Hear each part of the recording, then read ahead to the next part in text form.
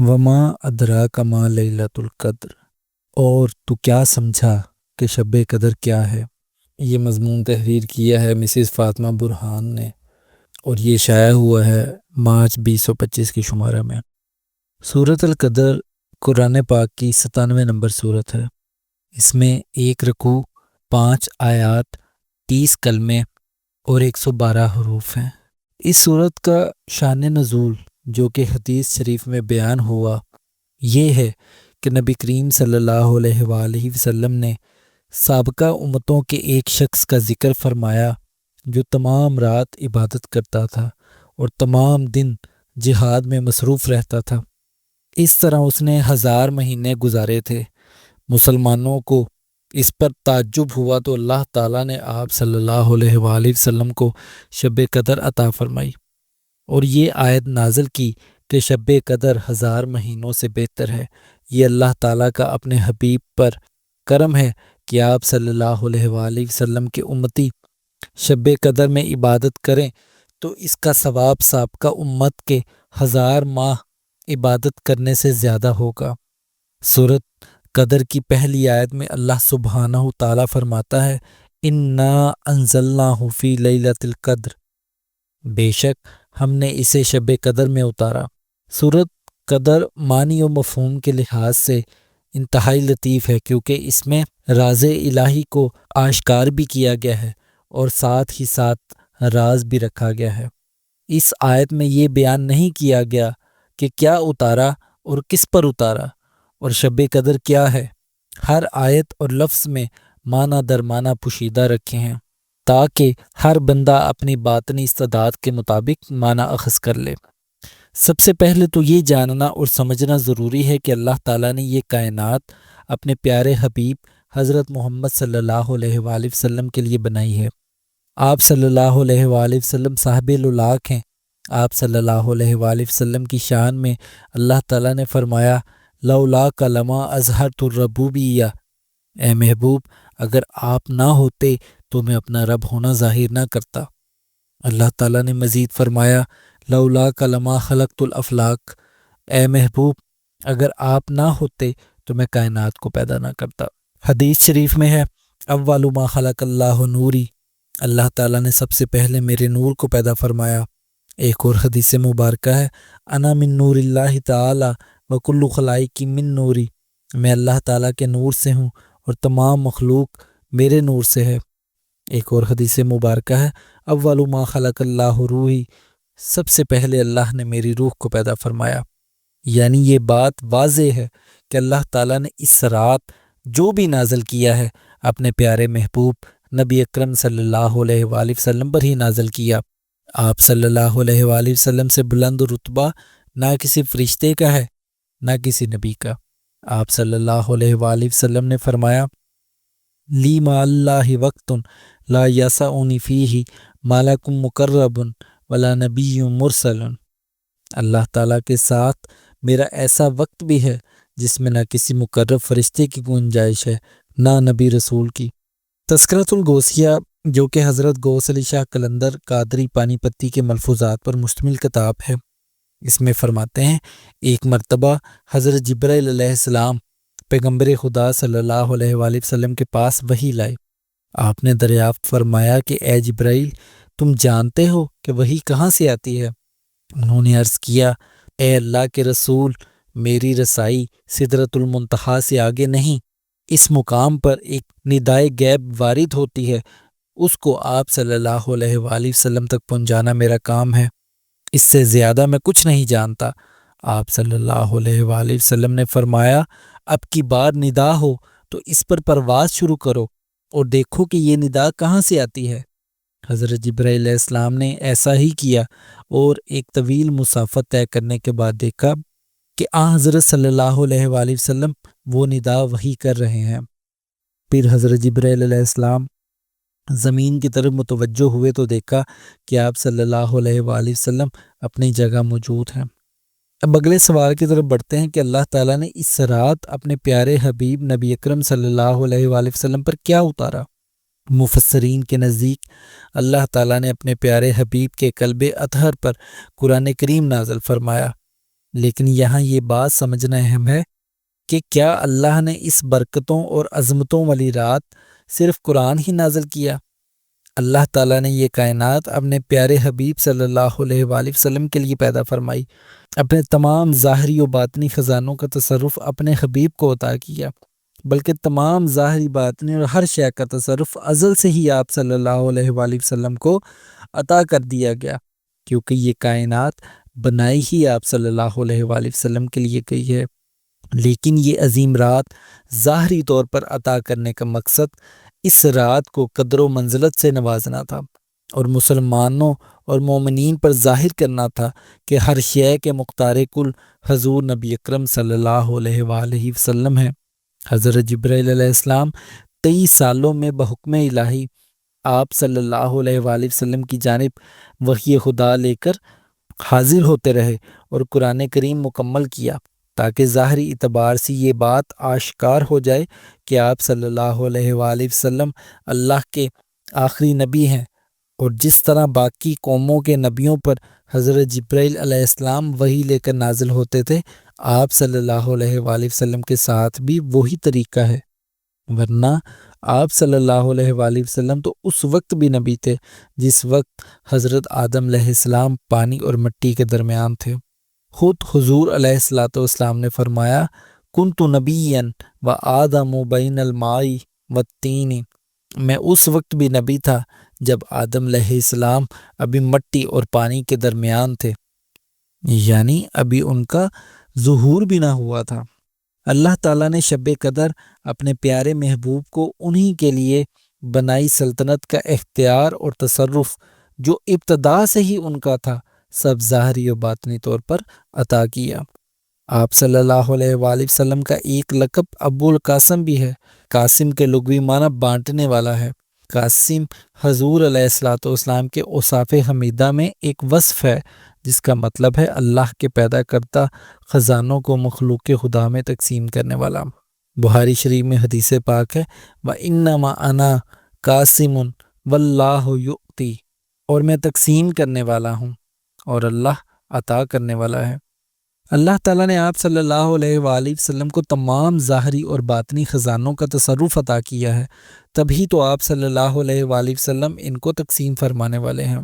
صحیح بخاری کی حدیث نمبر 7013 ہے، حضرت ابو ہریرہ رضی اللہ تعالیٰ عنہ سے روایت ہے کہ نبی پاک صلی اللہ علیہ وآلہ وسلم نے فرمایا، ایک رات میں سویا ہوا تھا کہ مجھے دنیا کے تمام خزانوں کی چابیاں عطا کی گئیں۔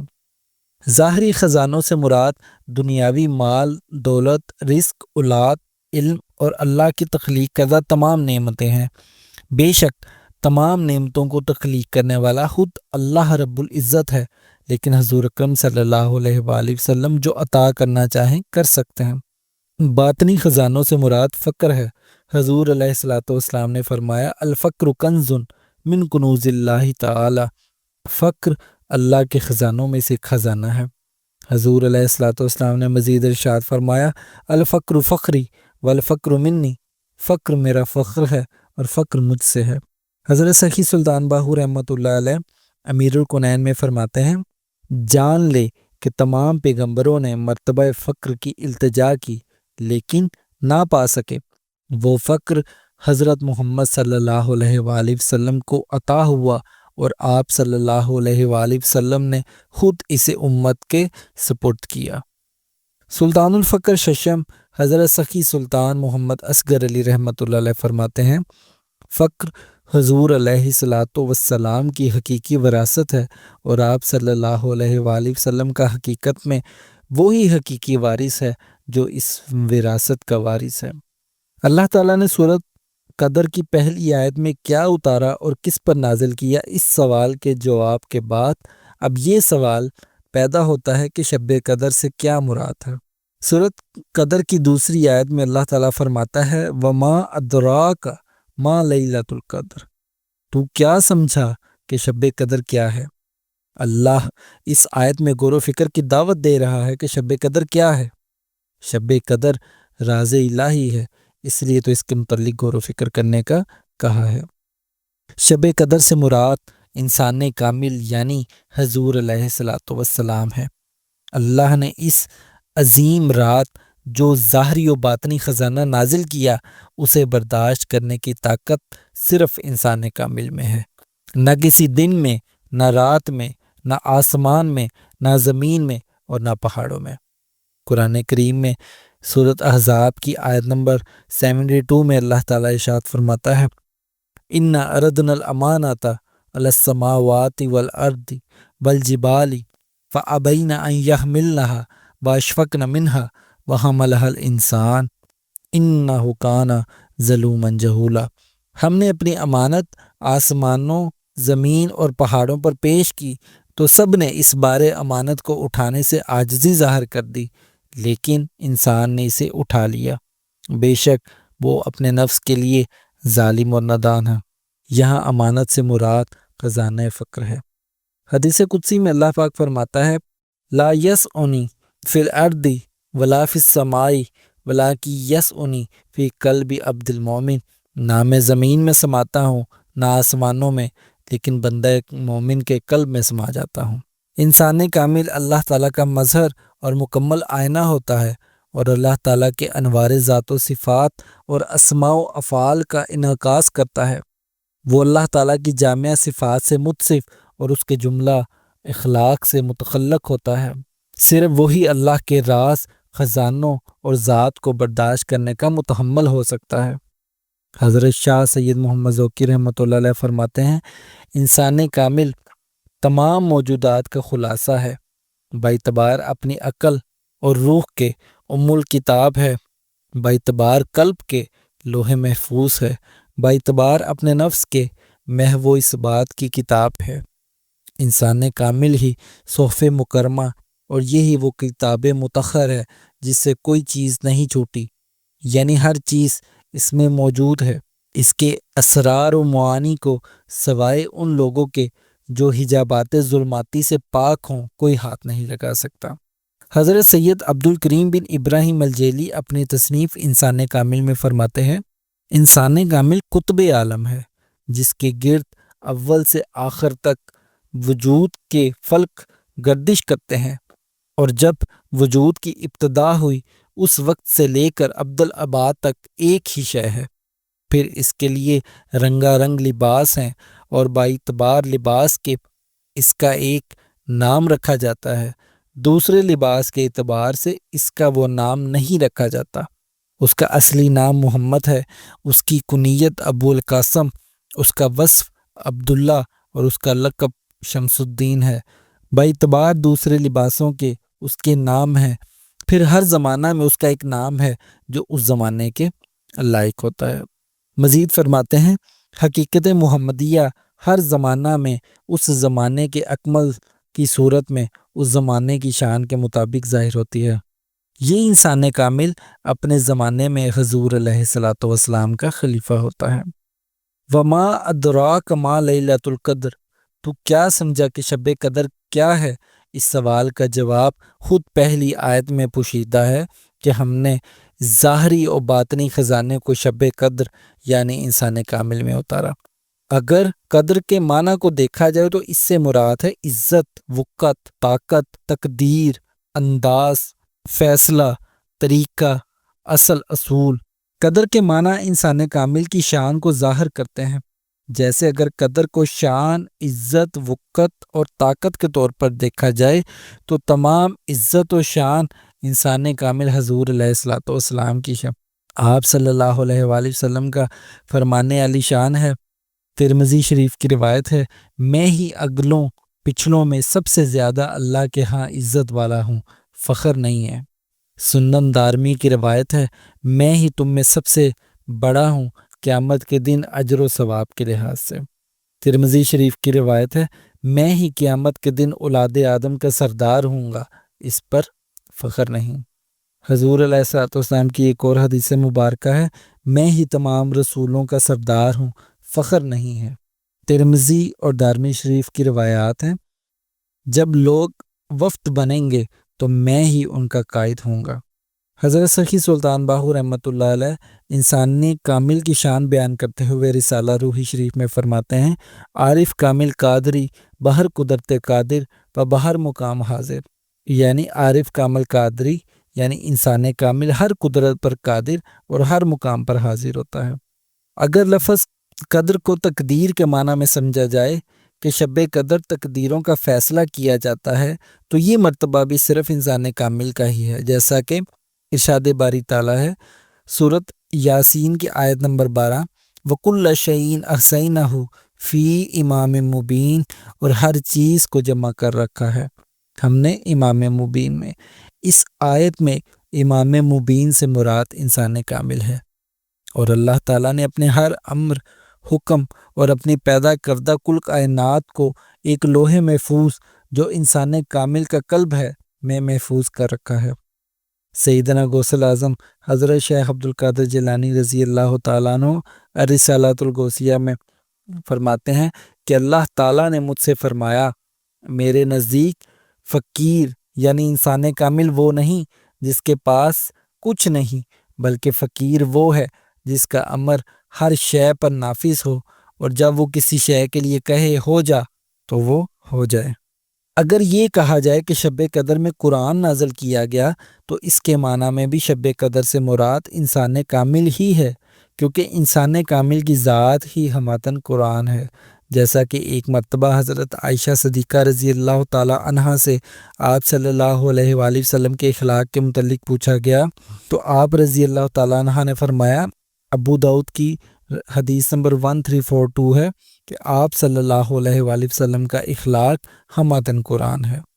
علامہ اقبال رحمۃ اللہ علیہ اس کے متعلق فرماتے ہیں، ہر لہجہ ہے مومن کی نئی شان نئی آن، گفتار میں کردار میں اللہ کی برہان، قہاریو غفاریو قدوسیو جبروت، یہ چار عناصر ہوں تو بنتا ہے مسلمان، یہ راز کسی کو نہیں معلوم کہ مومن قاری نظر آتا ہے حقیقت میں ہے قرآن۔ سورۃ قدر کی تیسری آیت میں اللہ تعالیٰ فرماتا ہے، لیلۃ القدر خیر من الف شہر، شب قدر فضیلت و برکت اور اجر و ثواب میں 1000 مہینوں سے بہتر ہے۔ اس آیت میں سورۃ قدر کے شان نزول کی طرف اشارہ کیا گیا ہے کہ شب قدر امت محمدیہ کے لیے اللہ تعالیٰ کا فضل ہے۔ موطا امام مالک میں ہے کہ جب رسول اللہ صلی اللہ علیہ وآلہ وسلم کو سابقہ لوگوں کی عمروں پر آگاہ فرمایا گیا تو آپ صلی اللہ علیہ وآلہ وسلم نے ان کے مقابلہ میں اپنی امت کے لوگوں کی عمر کو کم دیکھتے ہوئے یہ خیال فرمایا، میری امت کے لوگ اتنی کم عمر میں سابقہ امتوں کے برابر عمل کیسے کر سکیں گے؟ پس آپ صلی اللہ علیہ وآلہ وسلم کو لیلۃ القدر عطا فرمائی گئی جو 1000 مہینوں سے افضل ہے۔ لیلۃ القدر فقط آپ صلی اللہ علیہ وآلہ وسلم کی امت کی خصوصیت ہے۔ امام جلال الدین سیوطی رحمۃ اللہ علیہ حضرت انس رضی اللہ تعالیٰ عنہ سے روایت کرتے ہیں کہ رسول اللہ صلی اللہ علیہ وآلہ وسلم نے فرمایا، یہ مقدس رات اللہ تعالیٰ نے فقط میری امت کو عطا فرمائی ہے، سابقہ امتوں میں یہ شرف کسی کو بھی نہیں ملا۔ صحیح بخاری کی حدیث نمبر 35 ہے، سیدنا ابو ہریرہ رضی اللہ تعالیٰ عنہ سے مروی ہے کہ آپ صلی اللہ علیہ وآلہ وسلم نے فرمایا، جو شخص ایمان کے ساتھ محض اجر آخرت کے لیے شب قدر ذکر اور عبادت میں گزارے، اس کے سابقہ گناہ معاف کر دیے جاتے ہیں۔ ابن ماجہ کی حدیث نمبر 1644 ہے، حضرت سیدنا انس رضی اللہ تعالیٰ عنہ سے مروی ہے کہ رمضان المبارک کی آمد پر ایک مرتبہ رسول اللہ صلی اللہ علیہ وآلہ وسلم نے فرمایا، یہ جو ماہ تم پر آیا ہے اس میں ایک ایسی رات ہے جو 1000 مہینوں سے افضل ہے، جو شخص اس رات سے محروم رہ گیا گویا وہ ساری خیر سے محروم رہا، اور اس رات کی بھلائی سے وہی شخص محروم رہ سکتا ہے جو واقعتاً محروم ہو۔ شب قدر کے تعین کے متعلق مختلف اقوال موجود ہیں۔ صحیح بخاری کی حدیث نمبر 2017 ہے، حضرت عائشہ صدیقہ رضی اللہ تعالیٰ عنہا سے مروی ہے کہ رسالت مآب صلی اللہ علیہ وآلہ وسلم نے فرمایا، لیلۃ القدر کو رمضان کے آخری عشرہ کی طاق راتوں میں تلاش کرو۔ امام قرطبی تفسیر قرطبی میں فرماتے ہیں، علماء کا شب قدر کے تعین کے بارے میں اختلاف ہے، لیکن اکثریت کی رائے یہی ہے کہ لیلۃ القدر رمضان کی 27ویں شب ہے۔ سورۃ قدر کی تیسری آیت انسان کامل کی فضیلت کو ہی ظاہر کرتی ہے۔ اگر ہم سورۃ قدر کی شان نزول یا شب قدر کی فضیلت کے روحانی پہلوؤں کو سمجھیں تو امت محمدیہ کو شب قدر دیگر تمام امتوں سے فضیلت کی بنا پر عطا کی گئی۔ امت محمدیہ کی فضیلت کی وجہ انسان کامل یعنی حضور علیہ الصلوۃ والسلام کی ذات مبارکہ ہے، اور وہ مرشد کامل جامع نور الہدیٰ ہیں جنہیں آپ صلی اللہ علیہ وآلہ وسلم باطن میں اپنا نائب مقرر فرماتے ہیں اور انسان کامل کے مرتبہ سے سرفراز فرماتے ہیں۔ اس لیے فقراء کاملین شب قدر سے مراد انسان کامل لیتے ہیں۔ فقیر کامل یعنی انسان کامل کی صحبت کے متعلق مولانا روم رحمۃ اللہ علیہ فرماتے ہیں، یک زمانہ صحبت با اولیاء بہتر از 100 سالہ طاعت بے ریا، یعنی اولیاء یعنی انسان کامل کی صحبت میں گزارا ہوا ایک لمحہ 100 سال کی بے ریا عبادت سے بہتر ہے۔ سیدنا غوث الاعظم حضرت شیخ عبدالقادر جیلانی رضی اللہ تعالیٰ عنہ الفتح الربانی ملفوظات غوثیہ میں فرماتے ہیں، اللہ کے بندے تو اولیاء اللہ کی صحبت اختیار کرتے ہیں، کیونکہ ان کی شان یہ ہوتی ہے کہ جب کسی پر نگاہ اور توجہ کرتے ہیں تو ان کو زندگی عطا کر دیتے ہیں، یعنی قلب کو زندہ کر دیتے ہیں اور نفس کو ختم کر دیتے ہیں، اگرچہ وہ شخص جس کی طرف نگاہ پڑی ہے یہودی، نصرانی اور مجوسی ہی کیوں نہ ہو۔ سورۃ قدر کی چوتھی اور پانچویں آیت میں اللہ تعالیٰ فرماتے ہیں، اس رات میں فرشتے اور روح الامین جبرائیل علیہ السلام اپنے رب کے حکم سے خیر و برکت کے ہر امر کے ساتھ اترتے ہیں، اور یہ رات طلوع فجر تک سراسر سلامتی ہے۔ یہ آیات بھی شب قدر کی فضیلت کو ظاہر کرتی ہیں۔ حضرت انس رضی اللہ تعالیٰ عنہ سے روایت ہے کہ رسول اللہ صلی اللہ علیہ وآلہ وسلم نے لیلۃ القدر کی فضیلت بیان کرتے ہوئے فرمایا، شب قدر کو جبرائیل امین فرشتوں کے جھرمٹ میں زمین پر اترتے ہیں اور ہر شخص کے لیے دعائے مغفرت کرتے ہیں جو کھڑے بیٹھے یعنی کسی بھی حال میں اللہ کو یاد کر رہا ہو۔ اللہ تعالیٰ سے دعا ہے کہ وہ ہمیشہ ہمیں شب قدر کے حقیقی معنی کو سمجھنے کی توفیق عطا فرمائے اور اس عظیم رات خلوص دل سے عبادت کرنے کی توفیق عطا فرمائے، آمین۔ اس مضمون کو تحریر کرنے میں جن کتب سے استفادہ کیا گیا ہے ان میں شمس الفقراء، تصنیف لطیف سلطان العاشقین حضرت سخی سلطان محمد نجیب الرحمن مدد اللہ الاقدس، الرسالۃ الغوثیہ، تصنیف لطیف سیدنا غوث الاعظم حضرت شیخ عبدالقادر جیلانی رضی اللہ تعالیٰ عنہ، رسالہ روحی شریف، تصنیف لطیف سلطان العارفین حضرت سخی سلطان باہو رحمۃ اللہ علیہ، امیر الکونین، تصنیف لطیف سلطان العارفین حضرت سخی سلطان باہو رحمۃ اللہ علیہ، فلسفہ صوم، تصنیف ڈاکٹر محمد طاہر القادری شامل ہیں۔